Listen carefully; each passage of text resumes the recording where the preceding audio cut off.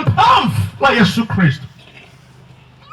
Sikufuna kwa mtima wanga nikosa kuyima pakati pa anthu awa ayi.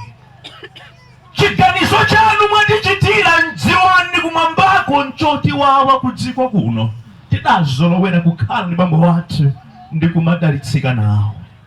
Pakuwatenga ino Ambuye mwatisiyira mafunso, mmatengeranji abwino dzimbalangondo nkumadzisiya. Yehova maganiza bwanji kutenga bambowa kahuleya kasokoleza banja anu kakazolikapo mwakasiyiranja Ambuye. Mukutenga kholo lathu losamala kumpingo koma nanga bambowa wonyengati wana mukuwalekera chifukwa chiyani? Amayi awo adafika podziyeretsa nkhope kuti azilanda amuna anu wake mukuwalekera pati? Kapena mwina Ambuye mukufuna atalapa mkuganiza kwanu mwaichi ndi pemphero langa patse langa ndikambe nawo za mawu anu. Patseni chisomo Ambuye Yesu ndipereke chimene tawerenga kale m'mawu anu mu dzina la mphamvu la Yesu Khristu. Amen. Monga mmene aonekera mukhozo masilira ndodya bwino, mukhozo masilira ali pa ntchito, mukhozo masilira ali m'minda, koma mutati muone gawo la moyo wawo wauzimu ndi anthu omvetsa chisoni kwambiri. Amatangwanika amasautsika chilipo chimene chimavuta moyo wawo wa tsiku ndi tsiku.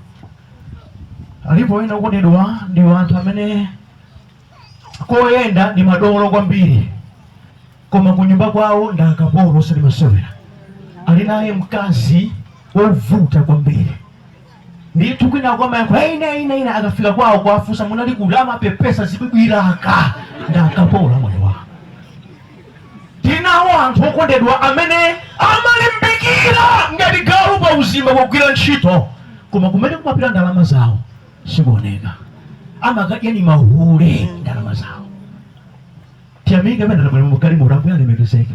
Bakali mwana wena wana kunyumba mango tsuka okakwera ne razimai todzipentapenta tanakunuka. Kufuna kuti alenge moyo umenewu amafuna koma okondedwa mphamvu alibe. Ndiyamika gogo simudanene kuti pakwera kuno alesa abwere mbulangeri lake chifukwa wena sakadabwera. Mmene aonekera mbulangeri afunda zosiyana. Ule mukoyenda umazapa iweni yake amakanika kuchita. Sikuti Ambuye sawadalitsayi koma ali mu ukapolo wina umene umavuta moyo wawo. Sikuti ndi onse amene mwana kapena ngofulika maonekedwe kuti asakhale m'mabanja. Wena ali pansi pa mizimu yoyipa. Pachaka matokwatiwa kanayi, pachaka kanayi. Ukwatiwa kubwera, kukwatiwa ubwera. Alimtiwa ana tosinasina different colors wani piku kakatali kakafupi koye kakula seka na wakava maganizo amene uliojila amene atiwonetsa magawo yene mavuta bila ulwalikira ndikupesa bambo mkulukulu wachita chimo amakhala kapolo kachibwezane nakotu ndi mwana wawo omaliza wamkulu mwana wawo kumasiya nyumba yabwinobwino kumakagona kumakatoni kusikidzi kunyumba kuti amayi aphike services sukuye kwake kwani koma kuchibweza I love services very much I love them amakhala kapolo Yesu bakuona zimene zakuti simungangoonetsa kuti mundikhulupirirayi koma mukhalenso m'mawu anga kuti mudziwe choonadi. Pamene mwadziwa choonadi pamene mukhoza kupewa ndi kuchokamo mukapolo. Osichita izi amaona ngati kuti nzonyaditsa koma Yesu akamaziona ndo ukapolo. Dziko la Malawi likuvutikadi magawo ena tivomerezani koma zinazi ndi zadala. Ine kale anthu akabwera kuti ayabusa panja luvuta pempherereni manti dzanja takawo pemphera pano ndaleka mamba unafunsa mafunso ukongola kuseku banja livule zovulira pati chifukwa lina ndi khalidwe loyipa. Ine sisaletsa mamuna ine sisaletsa mamuna so ngati simusaletsa mamuna akukwalireni ndani